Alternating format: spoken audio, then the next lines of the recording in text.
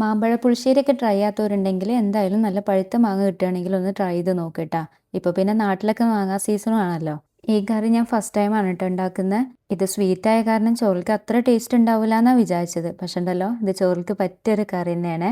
മാത്രമല്ല കുറഞ്ഞ ഇൻഗ്രീഡിയൻസും മതി. അപ്പോൾ ഇന്നത്തെയും പോലെ ലെറ്റ്സ് കുക്ക്. നല്ല പഴുത്ത 3 മാങ്ങ എടുത്തിട്ടുണ്ട്. ഇനി ഇതിലേക്ക് കുറച്ച് വെള്ളം, മുളക് പൊടി, മഞ്ഞൾപ്പൊടി, കറിവേപ്പില, പിന്നെ 1 കപ്പ് ശർക്കര വെള്ളം ആഡ് ചെയ്തിട്ട് കുക്ക് ചെയ്തെടുക്കുക. ഞാൻ 3 ടേബിൾ സ്പൂൺ ശർക്കരപ്പൊടി 1 കപ്പ് വെള്ളത്തിലൊന്ന് ചൂടാക്കി എടുത്തതാണ്.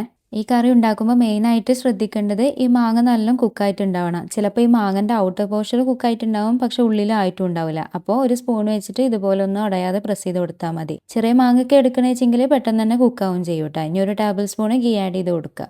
ഇതിനി കുക്കാവുമ്പോഴേക്കും ഇതിലേക്കുള്ള തേങ്ങാരപ്പ് ഒന്ന് സെറ്റ് ചെയ്തെടുക്കുക. തേങ്ങ, പച്ചമുളക്, ചെറിയ ജീരകം, പിന്നെ 1 കപ്പ് പുളിയില്ലാത്ത യോഗട്ടും 1 ടീസ്പൂൺ ഉപ്പിട്ട് നന്നായിട്ടൊന്ന് പേസ്റ്റ് ആക്കി എടുക്കുക. നല്ല ഫൈനായിട്ട് തന്നെ പേസ്റ്റ് ആക്കി എടുക്കണേ. മാങ്ങ കുക്കായി കഴിഞ്ഞാൽ ലോ ഫ്ലെയിമിലാക്കി അരപ്പ് ഒഴിച്ചു കൊടുക്കുക. ബബിൾസ് വരുന്ന കണ്ട അപ്പോൾ ഫ്ലെയിം ഓഫ് ചെയ്യാട്ടോ. ഇത് ജസ്റ്റ് ഒന്ന് അരപ്പ് ഒഴിച്ചതിന് ശേഷം ഒന്ന് ചൂടാക്കി എടുത്താൽ മതിയാവും. ഇപ്പോൾ ഏകദേശം ഒന്ന് സെറ്റ് ആയിട്ടുണ്ട്. ഇനിയിപ്പോൾ ഇതൊന്ന് താളിക്കാൻ വേണ്ടി നെയ്യ് ഒഴിച്ച് ഉലുവയും കടുകും പൊട്ടിക്കുക. വറ്റൽമുളകും കറിവേപ്പില ഇട്ട് കൊടുത്ത് കറിയിലേക്ക് ഒഴിക്കുക. ചിലവർ നെയ്യിൻ്റെ പകരം വെളിച്ചെണ്ണയിൽ താളിക്കാറുണ്ട് കേട്ടോ. പക്ഷെ നെയ്യിൽ താളിക്കുമ്പോൾ ഒരു പ്രത്യേക ടേസ്റ്റ് തന്നെയാണ് ഈ കറിക്ക്.